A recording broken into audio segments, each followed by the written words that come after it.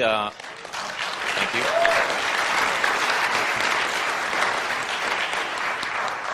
I've kind of picked 3 quick questions, hopefully they're quick, that I was asked to pass on. They're randomly chosen, so they may not be the best ones we've got out there, but what the heck.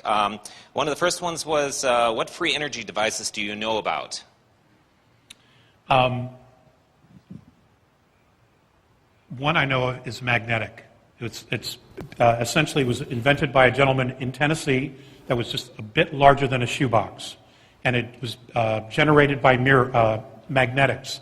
And it had an engine inside of it, and it spun. Once you started it, it would power a home completely independent no matter where it was. And I understand that the gentleman and the technology vanished about 8 years ago. He tried to get a patent on it, and that's when he basically went off the grid. Okay, next question. Because he demonstrated that technology. I just wanted to finish. Okay. He actually demonstrated that technology. Okay. And that he had began building that technology back in 1976. Second question I have is, can mentoring happen on the internet? Now, I have to admit, I wasn't completely paying attention to everything because I was so busy with everything on the internet, but I don't that's know. The question I have. That's a great question. I don't know. Okay. I wouldn't see why not. Okay, I guess we have to figure it out. My little side jobs I've got to do. Anyway, last question I have here so I can let some of the other folks get back in here. How do you deal with the greed issue? I don't have an answer for that. Okay. I mean, what is greed? That they'll never have enough? It's basically grounded in fear, I would think.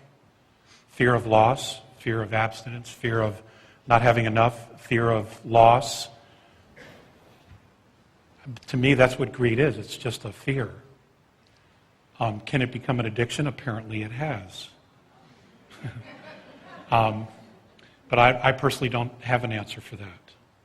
Well, thank you from the internet audience. Okay, thank you.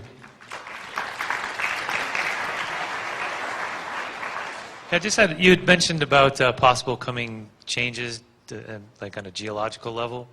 To me, it seems so chance. Like I'd appreciate maybe some thoughts on your thoughts on. Do we just trust our intuition as far as where to go, what to do, how to plan for something like that, or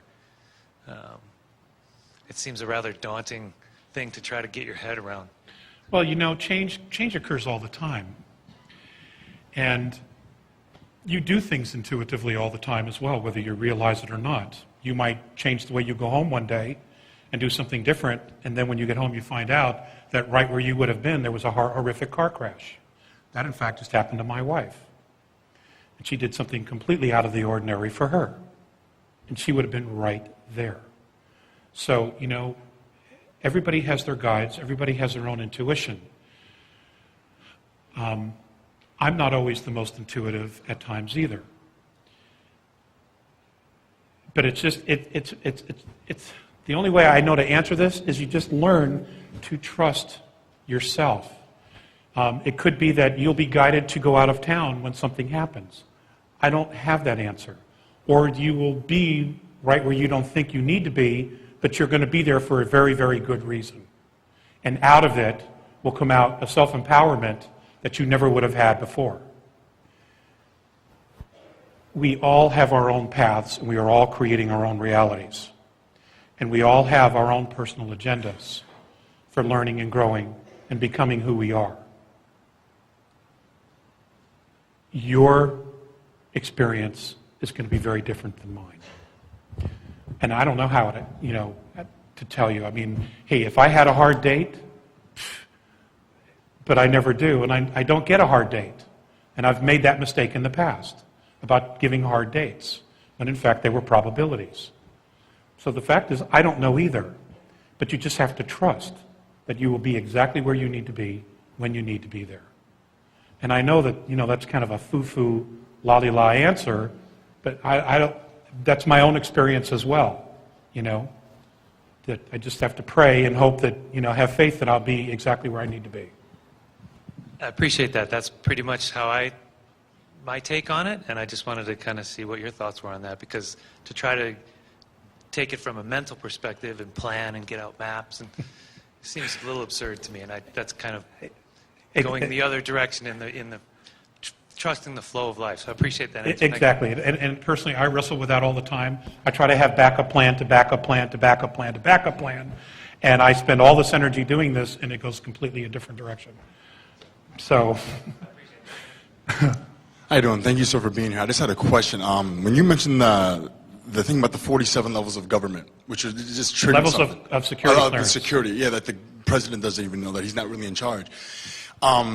This happened 46 years ago, of course, but I was just wondering, what are your thoughts on the purpose of President Kennedy's assassination? I just was curious about that. If you had, wondering. No, don't be sorry. Don't be sorry. Ooh, man.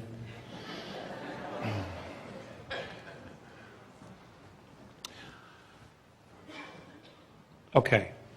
I will tell you my perspective on that. Eisenhower told Kennedy about 54. So Kennedy knew, and he told Bobby, obviously. One of the things that happened, and this has been documented through the great work that Dr. Stephen Greer has done with the Disclosure Project, is that most of the extraterrestrial knowledge and technology and exchange of technology went black 3 weeks after Eisenhower knew about it. So he didn't even know where it was. And this has been confirmed by one of his chief of staff, a brigadier general. It's Langdon, I believe it is. Langdon. So he shared all this with John Kennedy. And apparently where they felt the hub of the loss of where this technology had gone and how far it went black was something called the Special Operations Coordinating Group, which is part of the National Security Council. And what's interesting to note is that the first thing John Kennedy did when he took office was sign a presidential directive abolishing the Special Operations Coordinating Group. Now, no one knows exactly who they are, but they're not only connected to the intelligence, but also to all the black programs, to the secret space program, and everything else.